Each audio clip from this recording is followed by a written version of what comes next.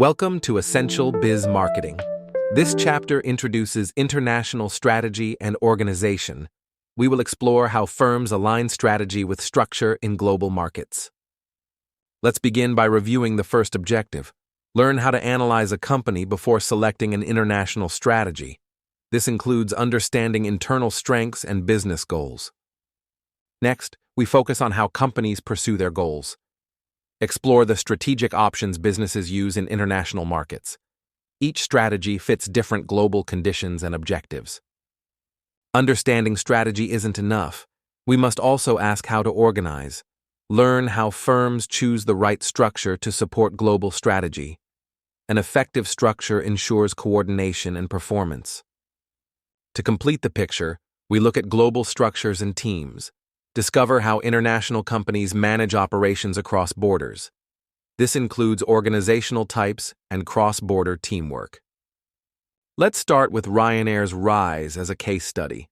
It's now Europe's most successful low-cost airline. Operating 1,800 daily flights across 34 countries, it serves 119 million passengers each year. And it all began just 30 years ago with a single route between Ireland and England. How does Ryanair keep its prices so low? Its fares are roughly 50% cheaper than those of major European airlines. In some cases, tickets cost just 1/10 of what competitors charge. Ryanair's strategy is aggressive and cost-driven. CEO Michael O'Leary compares it to Walmart: pile it high and sell it cheap. They use secondary airports like Stansted instead of Heathrow to cut fees. This shift reduces costs from $15 to $22 per passenger to just $1.50. Extreme cost-cutting is part of Ryanair's DNA. They save $50,000 annually by eliminating ice from drinks.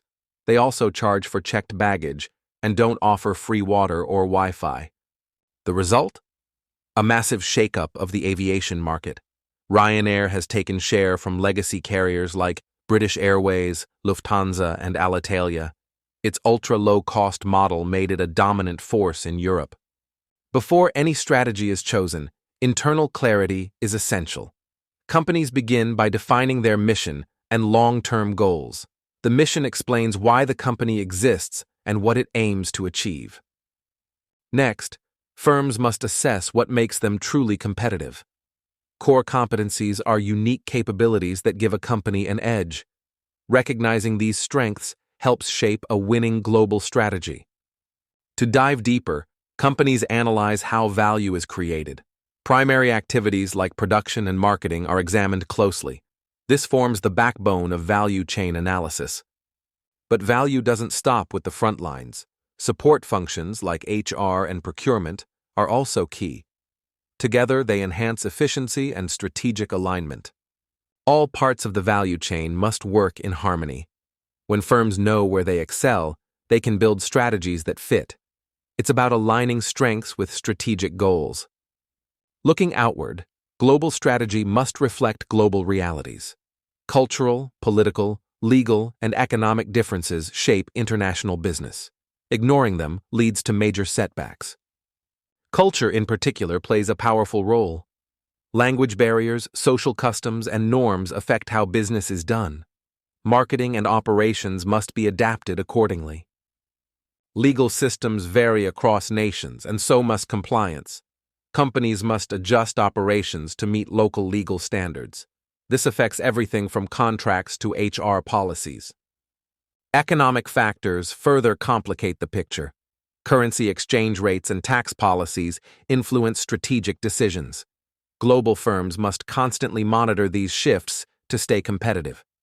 Let's begin with the two broad types of global strategy. A multinational strategy tailors products and marketing to each country. While this builds local appeal, it raises costs due to customization. The alternative is a global strategy. It standardizes offerings worldwide to lower costs through scale, but this can miss cultural and consumer differences in each market. Strategic thinking happens at multiple levels. At the corporate level, companies decide whether to grow, shrink, stay steady, or mix approaches. This sets the tone for the entire organization. Next is the business level strategy. A low-cost leadership approach focuses on efficiency and price. It's about being the most affordable option in the market. Some firms take a different route, standing out. Differentiation means offering unique features, strong branding, or superior quality.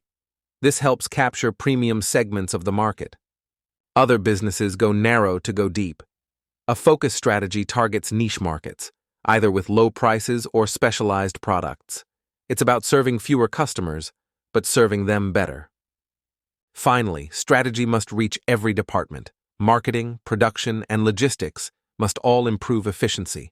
Together, they support the company's broader strategic goals. Strategy is only as good as the structure behind it. Organizational structure defines how a company divides and coordinates tasks. It's the backbone that supports strategy execution. Let's compare centralized and decentralized systems. In a centralized structure, headquarters controls decision-making. This ensures consistency and is ideal for cost control and uniform policies. But not every market can be run from the top. Decentralized structures empower local managers who know their markets best. This approach increases flexibility and responsiveness on the ground. Designing the right structure is a balancing act. It must combine coordination with flexibility and clarity in responsibilities, and it should adapt as the global business environment changes. Let's explore 4 global organizational structures. First, the international division structure creates a separate unit for global operations. It's ideal for companies just starting to expand internationally. Next is the international area structure. Companies divide operations by region, giving each area full control. This model fits firms with widespread international presence.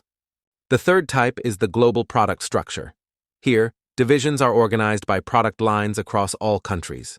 It helps streamline global decisions around product strategy. Finally, the global matrix structure combines both worlds.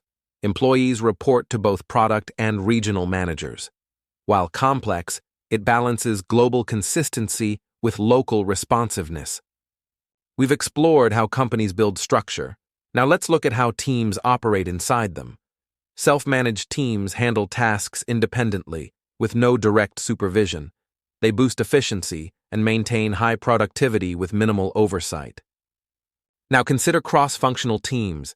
They bring together people from different departments to solve problems. This enhances cooperation across business functions. Finally, we have global teams. Managers from multiple countries work together to tackle international challenges. This boosts agility and cross-border collaboration. Let's wrap up the key message. Global success depends on 2 forces: a smart strategy and the right structure. Together, they shape competitive advantage across borders. Why do both matter? Strategy drives competitiveness, while structure enables execution. When these align, global operations thrive. But success isn't static. It requires adaptation. Managers must constantly analyze their strengths and environment. Adjusting strategy is an ongoing process in global business. Let's now review the key ideas from this chapter. Before choosing a strategy, a company must know itself. That means defining its mission and objectives, analyzing the value chain, and assessing cultural, political, legal, and economic conditions. Next, how do companies reach their goals? They may use multinational or global strategies. At the corporate level, grow, retrench, stabilize, or combine. At the business level, lead on cost, differentiate, or focus. Departments then execute through value-creating activities. Structure shapes strategy in action. It defines how work is divided and decisions are made, centralized or decentralized. Managers must consider coordination, flexibility, and clear reporting lines. Let's summarize how companies organize globally. They might use division, area, product, or matrix structures, and they rely on teams, self-managed, cross-functional, or global, to carry it all forward. Thank you for joining us. This concludes today's session. We look forward to exploring more global business strategies with you.